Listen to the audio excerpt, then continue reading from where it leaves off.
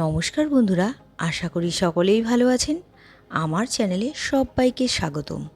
বাঙালির রান্নাঘরে শাকের রেসিপি আলাদা একটা জায়গা আছে। আর আজ আমি বানাতে চলেছি একদম ঘরোয়া স্টাইলে কলমি শাকের চচ্চড়ি। ঝাল ঝাল মাখা মাখা আর ভাতের সাথে দারুণ কম্বিনেশন। এই রেসিপি একবার ট্রাই করলে বারবার বানাতে ইচ্ছে করবে। তাহলে আর দেরি না করে ঝটপট রেসিপিটা শুরু করি।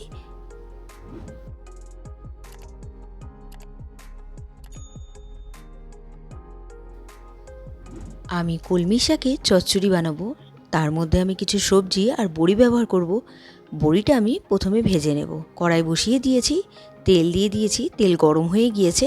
এবার অনবরত নাড়াচাড়া করে হাই ফ্লেমে আমি বড়িটা লাল করে ভেজে নামিয়ে নিলাম। এবার ওই তেলেই আমি প্রথমেই দিয়ে দিলাম শুকনো লঙ্কা আর পাঁচফোড়ন।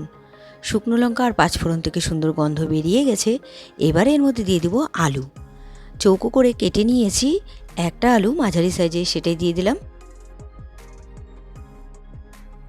আলুটা আমি প্রথমে ভেজে নেব। আলুটা ভেজে নেওয়ার সময় আমি কোনো রকম নুন কিংবা হলুদ ব্যবহার করলাম না। এবার দিয়ে দিচ্ছি এর মধ্যে কুমড়ো। আমি মিষ্টি কুমড়োটা কেটে নিয়েছি ছোট ছোট করে, সেটাই দিয়ে দিলাম। এবার মিষ্টি কুমড়োটা দিয়ে এবার এর মধ্যে দিয়ে দিচ্ছি পটল। আপনারা চাইলে এর মধ্যে আরও কিছু সবজি অ্যাড করতে পারেন।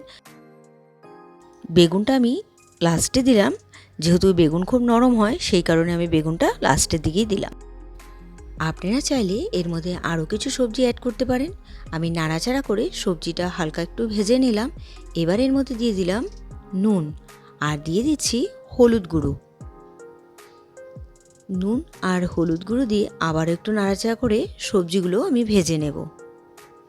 সবজিগুলো আমি ভালো করে নাড়াচাড়া করে ভেজে নিয়েছি, অনেকটাই সেদ্ধ হয়ে গিয়েছে। এবার আমি এর মধ্যে দিয়ে দিচ্ছি কলমি শাক। কলমি শাকটা আমি ঝিরিঝিরি করে একদম কুচিয়ে নিয়েছি, সেটাই দিলাম। এবার কলমি শাকটা দিয়ে অনবরত নাড়াচাড়া করে আমি একটু সবজির সাথে মিক্সড করে দিচ্ছি। দেখুন, প্রথমে দেওয়ার সময় অনেকটা পরিমাণ মনে হচ্ছিল, আস্তে আস্তে শাকটা কিন্তু মজে গিয়েছে। আর এর মধ্যে দিয়ে দিলাম 3টে চেরা কাঁচা লঙ্কা। আর প্রথমেই যে আমি বড়িটা ভেজে রেখেছি সেটা বলে রেখে দিই, এটা কলাই ডালের বড়ি, সেটাই দিয়ে দিলাম। এবার নাড়াচাড়া করে মিক্স করে আমি ঢাকা দিয়ে দিলাম। আর গ্যাসের ফ্লেমটা মিডিয়াম টু লোতে রেখেছি। ঢাকা খুলে নিচ্ছি। যতটুকু সবজিটা সেদ্ধ হওয়া বাকি, ঢাকা দিলে বাকিটুকু সেদ্ধ হয়ে যাবে সবজিগুলো। এর মধ্যে দিয়ে দিলাম সামান্য পরিমাণ মিষ্টি হিসেবে আমি গুড়। আপনারা চাইলে চিনিও ব্যবহার করতে পারেন, খুব সামান্য পরিমাণ আমি এখানে ব্যবহার করেছি মিষ্টি দিয়ে এবার নাড়াচাড়া করে দিচ্ছি। আর বলে রাখি, এই রান্নায় কোনো রকম আমি জল ব্যবহার করিনি। মিষ্টিটা এই কারণে দিলাম যাতে স্বাদটা একটু ব্যালেন্স হয়। আর দেখুন, কথা বলতে বলতে রেসিপিটি তৈরি। এবার গ্যাসটা অফ করে তারপর আমি নামিয়ে সার্ভ করব। তৈরি হয়ে গেল আজকের রেসিপি কলমি শাকের চচ্চড়ি। কলমি শাকের রেসিপিটি আপনাদের কেমন লেগেছে অবশ্যই কমেন্ট করে জানাবেন। রেসিপিটি যদি আপনাদের ভালো লেগে থাকে তাহলে ট্রাই করার অনুরোধ রইল। আর ভিডিওটি ভালো লাগলে like, comment, share and subscribe করতে ভুলবেন না। এমন টেস্টি রেসিপি নিয়ে আমি আবার হাজির হব খুব তাড়াতাড়ি।